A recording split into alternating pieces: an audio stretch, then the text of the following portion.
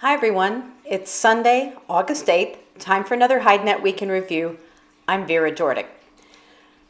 So when I said last week was our final European report before the vacation, I was wrong, and we do have one this week, which for sure is now the last one until September. But before we delve into the European news, let's start with the US, where it was another week of little change. Sales volumes were low again, and that's mainly because buyers are still unhappy over the price levels for steers. Overall, the market was steady, but some say there might be a slight adjustment down the road, although that doesn't seem like it's going to happen in the next week or two.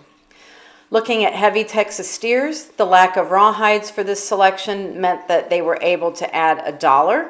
Seasonal weights of 62-64 pounds sold as high as $57. Most other steer selections were unchanged. So the cow market had softened a little bit the previous week, but that slight dip was enough to boost interest, and there was a little bit of a rebound this week, so cow sellers were happy about that.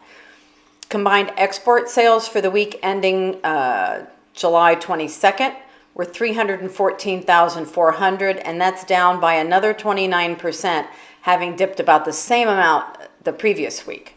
Combined shipments were also quite poor at 399,900, which is 28% less than the week before.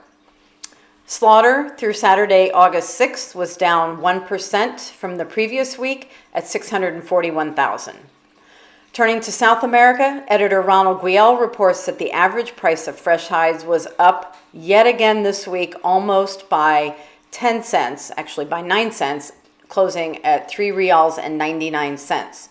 For yet another week, TR1 remains unchanged at $1.15 to $1.20 per square foot.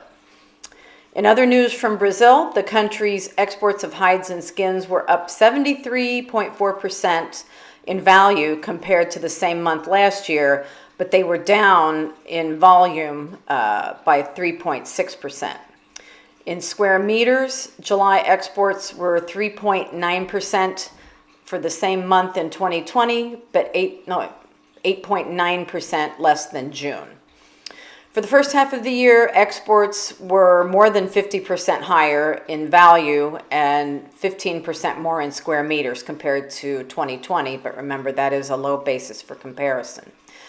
Also in Brazil, the footwear sector improved in 2021, but so far it's still about 17% below pre-pandemic levels. From elsewhere in Latin America, Argentina's Tecnor plant closed after just 44 days of production. Mexico's calf crop in 2022 is projected to be up by 1.8%. And in Paraguay, a labor dispute affected Frigorifico Canelones. From Europe, editor Andrea Guolo says that it was a quiet week for sales, and not only because it was the last week of work before the holidays, but because slaughterhouses offered virtually nothing, and they're saying that there are no new hides available for sale right now. Andrea talks about this in his commentary, and he also lays out which types of hides will be seeing increases once we're back to business in September. In the UK, Andrea says that English origins are unchanged, with the 36 plus ox at £1.40 sterling for the best grades. And in Ireland, there were also no changes, and sales of the 36 plus were stable at €1.50 per kilo. With regard to European bulls, prices are stable, and as noted last week, they could be edging up at the start of September. Southern German selections are still steady at €1.90 per kilo. In the European cow markets, on the other hand, some origins have already started raising their asking prices, but they have yet to make those stick. There was also some added interest on lower grades among cows in recent weeks for a number of reasons, which Andrea explains. Overall, in Italy, business closed down at the end of last week, and while there are some tanneries that will still be working, that will finish up this week. He does say that negotiations will start back up the last week of August, but there might be some texting that'll start firing up even earlier than that. So that's all we have for today, and until next week, good night from HideNet.